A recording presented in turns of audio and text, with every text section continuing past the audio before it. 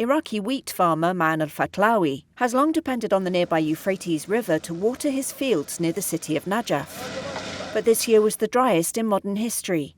Iraq's rivers are at record lows, reducing planting, which could slash the wheat harvest by up to half.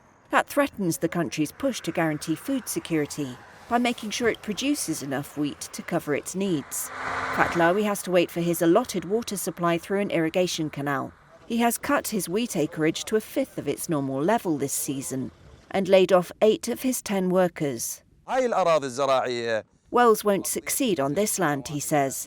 They're either sulphurous or saline and farmers cannot benefit from them. A largely desert nation, Iraq ranks 5th globally for climate risk, according to the UN's Global Environment Outlook. Not only are temperatures rising and rainfall expected to decline, but Iraq is also at the mercy of its neighbours for 70% of its water supply. Turkey and Iran have been using upstream dams to take a greater share of the precious resource. The UN's Food and Agriculture Organization says that's the biggest factor behind the current crisis, which has forced Baghdad to introduce water rationing.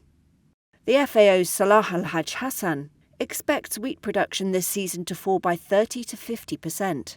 Iraq is facing one of the most severe droughts that has been observed over decades, and it is definitely a multi-year crisis that began around 2020, where it is reflected on the water reserves that used to be recording 60 billion cubic meter in 2020. Now we're talking about less than 10 billion cubic meter, even less, of course.